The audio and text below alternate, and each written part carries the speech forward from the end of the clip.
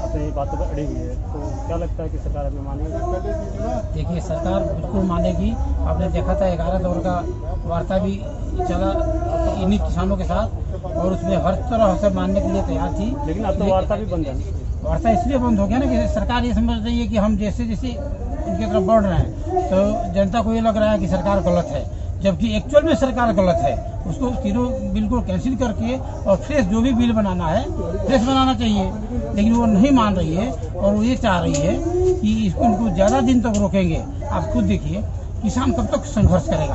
हमारे जैसे पेंशन पाते हैं, चाहे वो मजबूत किसान है वो तो डटा हुआ है, 6 महीना साल भर 2 साल डटेगा, लेकिन एक मजदूरी करने वाला है, एक छोटा किसान है, वो यहाँ रोड पर बैठा रहेगा तो उसके परिवार कैसे पलेंगे? तो इसका मतलब ये नहीं कि हमारा संख्या कम हो रहा है, तो उससे क्या है कि हमारा आंदोलन कमजोर पड़ रहा है। जनता के अंदर रोष बढ़ता जा रहा है और जनता इसका नतीजा चुनाव में दिखाएगी कि आपका आंदोलन क्या नतीजा ये है। जैसे कई जगह आपने देख लिया, उसका नतीजा सामने आया। अभी 2 दिन पहले हरियाणा के टोहाना में देखने को मिला था, एक विधायक का विरोध हो रहा था, तो विधायक जी उतर के किसानों को माँ बहन की गालियाँ देते हैं, तो उसको आप किस प्रकार से देखते हैं? क्या नहीं, बहुत गलत किया उन्होंने। उनका नतीजा उनको मिलेगा, उनका भी नतीजा उनको मिलेगा, और दोबारा वो विधायक नहीं बनेंगे। ये लास्ट चांस है उनका, उन्होंने बन लिया। नहीं, जब ये मामला हुआ था उसके बाद टोहाना में किसान संगठन के जो नेता हैं चडोनी जी, वो भी गए थे, बातचीत हुई थी। तो बातचीत में जो फैसला लिया गया था, तो उसमें भी किसानों में दो फाड़ देखने को मिली थी। फैसला लेने के बाद कुछ किसानों ने विरोध किया, वहाँ पे लाठीचार्ज में गिरफ्तारी हुई है। उसके बाद गुरनाम सिंह चडूनी वीडियो बयान जारी करते हैं कि 2 लोग गिरफ्तार हुए हैं, उनसे हमारा कोई लेना देना नहीं। यहाँ क्या किसानों में 2 फाड़ नहीं, ऐसा बात नहीं है। देखिए, इसमें क्या है, कोई 2 फाड़ नहीं है, किसानों में किसी तरह का 2 फाड़ नहीं है। लेकिन ये तो जरूर है कि कहीं पर भी आप देखिएगा, जब ज़्यादा संख्या होती है तो वहाँ पर बहुमत लिया जाता है। सारे 40 मान ली 40 संगठन है, 44 संगठन है, तो सभी एक बात तो नहीं बोलेंगे ना, सबका विचारधारा थोड़ा थोड़ा सा अंतर होता है। तो जो बहुमत होता है उसी को मान्य होता है। सरकार में भी सरकार कैसे बनती है? 100% पर तो नहीं बनती है ना। जो 50% से क्रॉस कर जाता है उसी को लिया जाता है, उस पर सरकार बनाई जाती है।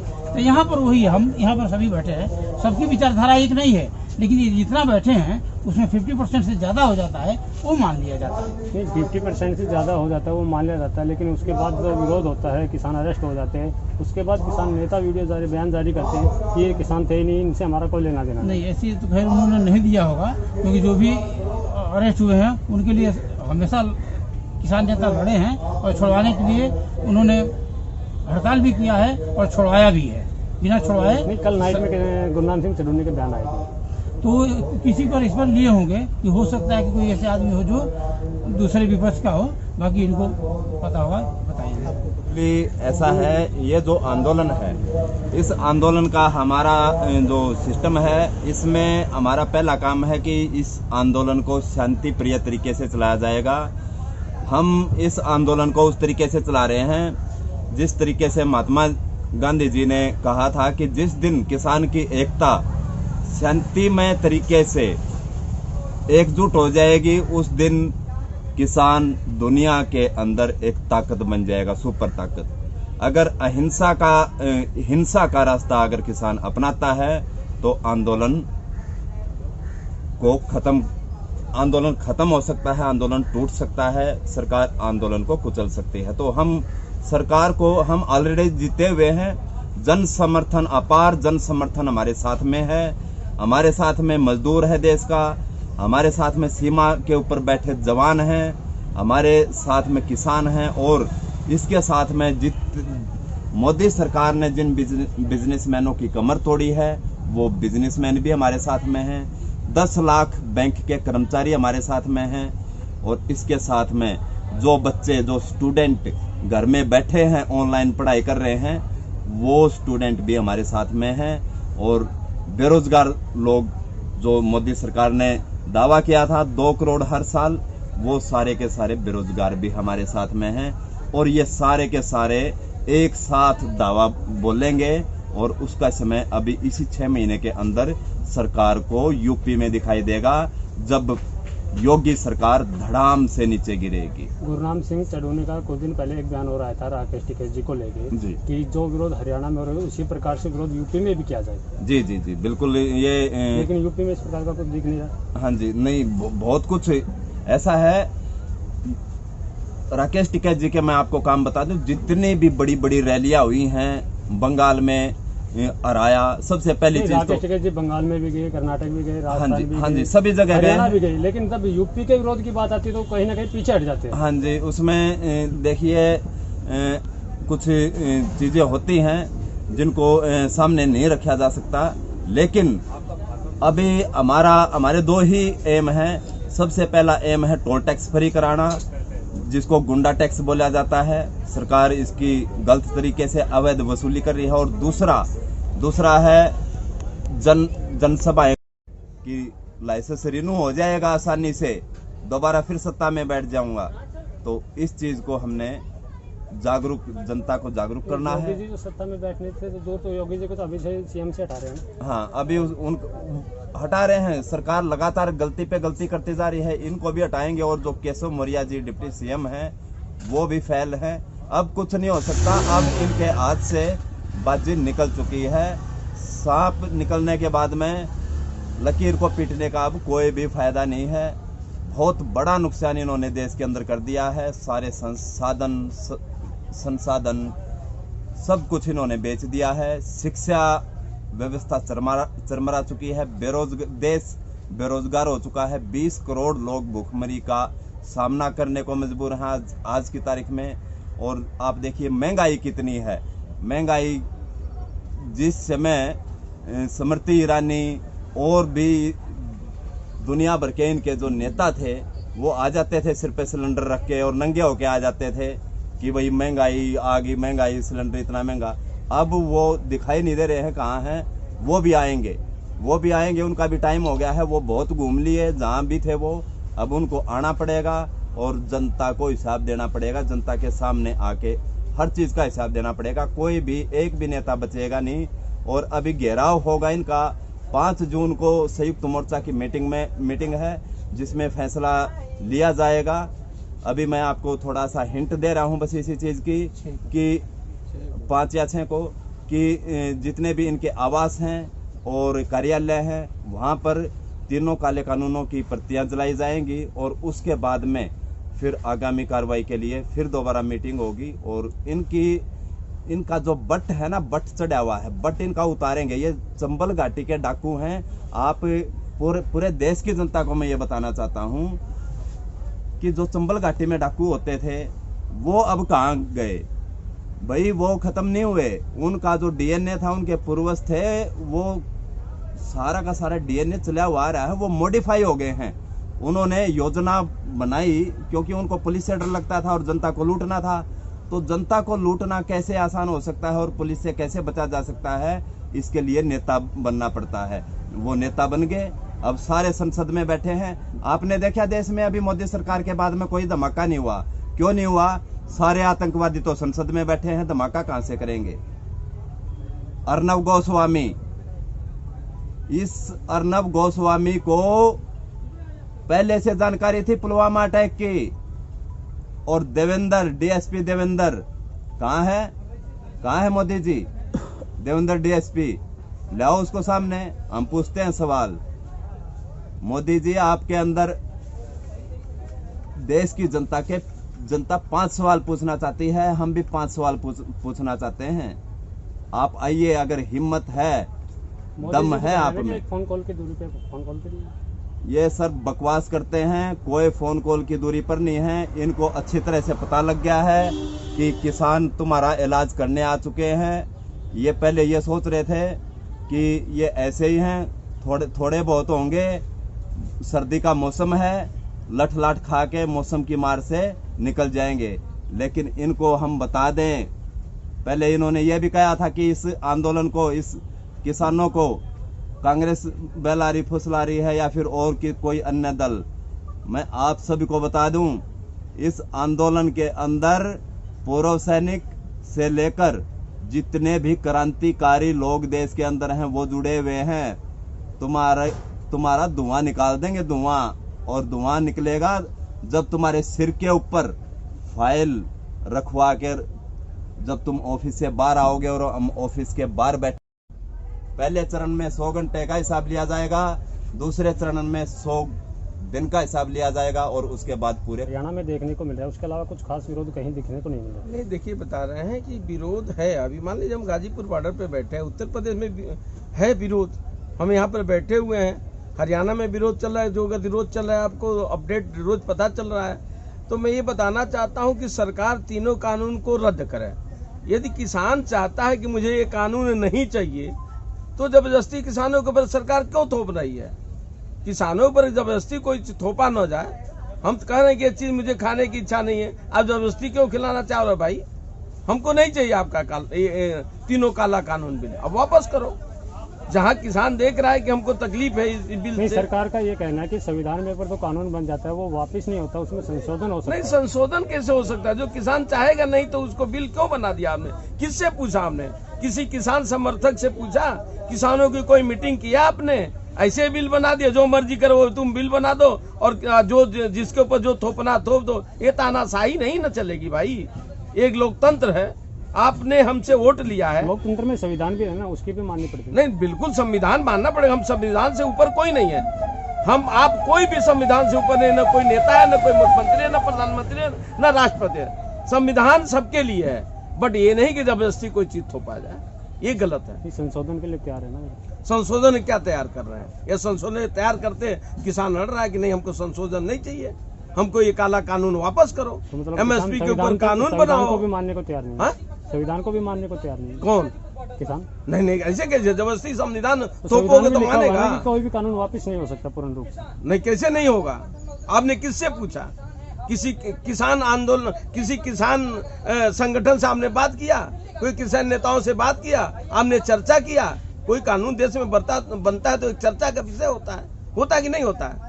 मनमर्जी नहीं होता है। घर में भी कोई कार्य होता है तो घर का जो मुखिया होता है सबसे पूछता है। आप पूर्व सैनिक हैं, बॉर्डर पे भी सेवा दी है, और जब अब सरकार के नुमाइंदे कहते हैं कि जो बॉर्डर पे अभी किसान आंदोलन के नाम पे तो आंदोलन कर रहे हैं वो खालिस्तानी है, पाकिस्तानी, तो आप लोगों को कैसा फील होता है? अच्छा ये बताइए, यदि हम पाकिस्तानी हैं, ये जो आंदोलनकारी हैं, तो ये बताइए कि हम क्यों खड़े हैं? हम भी तो किसान है भाई। जवान थे तो जवान थे, हमने देश की रक्षा किया। आज किसान है, आज हम रिटायरमेंट होकर आए हैं। जिसको जितनी खेती है वो अपने हिसाब से कर रहा है। तो इसमें ये कोई देश विरोधी कहाँ से आ गया? कहाँ से आतंकवादी आ गया? सेना का आदमी जो होता है वो कार्य करता है, वो किसी मजहब से नहीं देखता है। उसके लिए सर्वोपरि देश है। आज भी हम बेशक कुछ भी हैं, हमारे लिए सबसे बड़ा आज भी सर्वोपरि देश है। यदि हमारे देश को किसी भी तरह से खतरा होगा तो चाहे वो नेता हो, चाहे कोई भी हो, हम छोड़ेंगे नहीं भाई। हमारा वही तो सवाल था, जब आप बॉर्डर पे थे तब तक आप जवान थे, आप किसानों की लड़ाई के लिए आप यहाँ आ गए तो आप खालिस्तानी हो गए, तो आपको कैसा फील? नहीं, देखिए बता रहे हैं, ये जो सरकार ये कह रही है, जो कह रही है, टोटली हमारे ऊपर एलिगेशन लगा रही है। और सरकार का ये हक नहीं है कि इस तरह का एलिगेशन पूर्व सैनिकों के ऊपर लगाया जाए। मैं इस पूरे बात का, सरकार की बातों को खंडन करता हूँ। यदि ऐसा उनकी विचारधारा है तो ये गलत है। आंदोलन को लेकर जो सरकार की अटकदर्मिता अपनाई हुई है, हाँ, पीछे नहीं हट रही है। किसान आंदोलन ये चलता ही रहेगा और जब तक सरकार नहीं मानेगी तब तक हम लोग यहीं पर अड़े रहेंगे। और किसान, हम लोग फौजी हैं, पहले किसान के बेटे हैं। किसान पहले थे, फौजी बाद में बने। और फौज में जाने के बाद फिर भी हमें किसान ने खिलाया है। किसान की रोटियां सेना में भी जाती हैं, अनाज जाता है। किसान है तो सारा संसार है, सारा देश है। तो सबसे पहले किसान है। अगर किसान नहीं है, कितने भी पैसे होंगे, कितने भी बड़ा बंगला होगा, लेकिन जब किसान नहीं होगा, अनाज नहीं देगा, तो पैसे खा करके कोई जिंदा नहीं रह सकता। तो सबसे पहले किसान को प्रायोरिटी होनी चाहिए। किसान बुरी तरह परेशान है। गरीब हो चाहे अमीर हो, वो जितना लागत लगाता है उसका पैसा नहीं मिलता है। जितना खेती करता है उसके बराबरी में उसका मेहनत का पैसा नहीं मिलता है। मतलब किसान हर तरह से परेशान है। चाहे वो बाजार में जाए, वहाँ भी बिचौलिया पड़ जाते हैं। चाहे वो आढ़त में जाए, वहाँ भी तरीके से उसको भुगतान टाइम पर नहीं हो पाता है। और किसान कहीं भी जाता है तो मतलब एक तरह से उसको परेशानी का सामना करना ही पड़ता है। इसलिए हम लोग किसान के साथ हैं। किसान को जब तक उसका हक नहीं मिल जाएगा तब तक हम लोग किसान के साथ अड़े रहेंगे। और किसान के बेटे हैं हम लोग, और किसान के साथ जितने भी सैनिक हैं वो सब किसान के बेटे हैं, चाहे सैनिक हों चाहे पुलिस वाले। प्रति व्यवहार था 2 दिन पहले, तो देवेंद्र बबली का व्यवहार देखने को मिला, इसको आप किस प्रकार से देखें? जय हिंद, वंदे मातरम। हरविंदर सिंह राणा, राष्ट्रीय प्रवक्ता वेटरन एसोसिएशन, पूर्व सैनिक संगठन ऑल इंडिया। जी देखिए, वो जो विधायक हैं वो जनता के वोट से बने हैं, लेकिन वो उसी जनता को माँ की, बहन की गालियाँ देते हैं। ठीक है, पब्लिक है, आपका विरोध करने आई है तो आप प्यार से बात कर सकते हैं उनसे, लेकिन आप मारपीट करने पे उतारू हो रहे हैं। क्योंकि उनका आरोप है कि किसानों ने जान से मारने की कोशिश की है, गाड़ी को टक्कर मारी है। देखिए, वो वीडियो वायरल हो रहे हैं, सब देख रहे हैं उसको। कहीं किसी ने जान से मारने की कोशिश नहीं की, सिर्फ किसान खड़े हुए विरोध कर रहे थे उनका। तब वो गाड़ी खिड़की खोल के गाड़ी की बाहर आते हैं, आके एग्रेसिव हो जाते हैं, किसानों को गालियाँ देते हैं। जब गालियाँ देते हैं तब पीछे से थोड़ा हल्ला होता है, तब वो वहाँ से पुलिस बीच में आ जाती है। अगर तुम इतने बड़े तानाशाह हो तो फिर क्यों पुलिस की सहायता लेते हो? अकेले घूमो ना आप, तब दे के दिखाओ आप गाली, हम मान जाएंगे आपको। तब आप दे के दिखाओ किसानों को गाली, माँ की और बहन की। या फिर अब अगली बार जब आप चुनाव में आएंगे तो आप विधायक के लिए विधायक के लिए आप चुनाव लड़ें और उस जनता के बीच में जाके दिखा दें। घटनाक्रम के बाद उन्होंने शाम को एक बयान जारी किया था। उन्होंने कहा था कि हमने किसानों के सारी बातें मानी, कि किसानों ने हमें कहा कहीं प्रोग्राम, सरकारी प्रोग्राम नहीं करोगे, हमने नहीं किया। कहीं डेथ वगैरह होती हमारे रिलेटिव की तो हम वहाँ गोडे मोड़ने तक भी नहीं गए। लेकिन अब ये बात बर्दाश्त नहीं होगी, गाड़ी पे हमला किया, गाड़ी के शीशे तोड़े गए, ये बर्दाश्त नहीं होगा। तो फिर अगले दिन क्यों नहीं आए हो? उन्होंने अगले दिन प्रोग्राम रखा हुआ था कि मैं कल फिर आऊँगा। किसान गए थे मिलने उससे, क्यों नहीं आया वो? अगर वो अपनी बात के पक्के थे तो अगले दिन भी आते। और रही बात जो कुछ नौजवान, देखो युवा है, जब ये यूथ मोदी मोदी, हर हर मोदी, घर घर मोदी चिल्ला रहा था हिंदुत्व का झंडा लिए हुए, तब आपको अच्छा लग रहा था। लेकिन आज अगर ये थोड़ा एग्रेसिव हो जाता है अपनी मांग को लेकर, वो भी किस लिए? वो और कोई नाजायज मांग मांगने नहीं गए थे। वो युवा जिनको उस दिन आप बोल रहे हो कि गुरनाम सिंह चढ़ूनी जी बोल रहे हैं कि ये हमारा हिस्सा नहीं है, वो युवा हैं। और वो युवा भी इसीलिए गए थे कि ताकि जो हमारे किसान अरेस्ट हुए हैं आप इनको छोड़ें। प्रशासन ने कहा था कि हम 5 तारीख को बात करेंगे। वो अड़े हुए थे कि 5 तारीख को बात क्यों करोगे, बात आज ही होनी चाहिए। सिर्फ ये मैटर था और कुछ मैटर नहीं था। और हम चाहे किसान संगठनों ने कुछ भी कहा हो, हम अपने उन भाइयों के साथ खड़े हैं। और रही बात, आप उत्तर प्रदेश की बात कर रहे थे कि उत्तर प्रदेश में विरोध नहीं नज़र आ रहा, तो मैं आपकी जानकारी के लिए बताना चाहूँगा, अभी ताज़ा वहाँ पे पंचायत चुनाव हुए हैं। तो जिला पंचायत जो चुनाव हुए हैं उनका आप रिजल्ट उठा के देख लीजिए। 325 सीट पाने वाली बीजेपी को वहाँ पे जिला पंचायत में कितनी सीटें मिलेंगी। तो इसी से आपको समझ में आ जाएगा कि विरोध है, लेकिन अपने अलग तरह से है।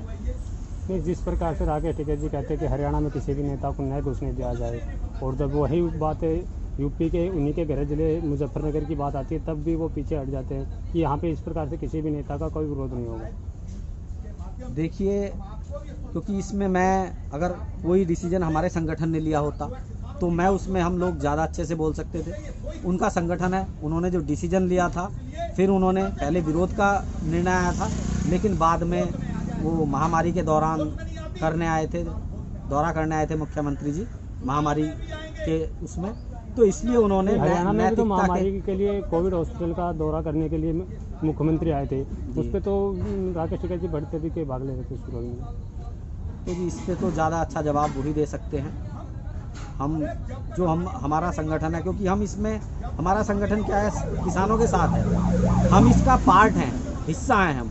लेकिन संयुक्त मोर्चा वहाँ से या जो उत्तर प्रदेश में जो भी किसान संगठन है तो वही निर्णय लेते हैं।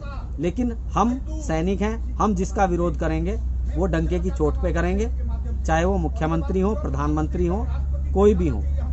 और लास्ट में मैं ये चीज़ कहना चाहूँगा कि 6 साल इस देश में जवानों को, इस देश के सैनिकों को 6 साल से भी ऊपर हो गए, 1 महीना ऊपर हो गया जंतर मंतर पे 1 रैंक 1 पेंशन के लिए धरना देते हुए। लेकिन ना ही तो इस सरकार के कानों पे जूं रेंग रही है और ना ही गोदी मीडिया उसको दिखा रहा है। तो मैं आप लोगों से या जो और भी हमारे पत्रकार बंधु हैं उनसे कहूँगा कि अगर मौका मिलता है तो बीच बीच में जंतर मंतर पे जाके जो हमारे भाई वहाँ पे बैठे हुए हैं, जो हमारे सैनिक वहाँ पे बैठे हुए हैं, तो उनकी आवाज़ को भी बुलंद करने का काम करें।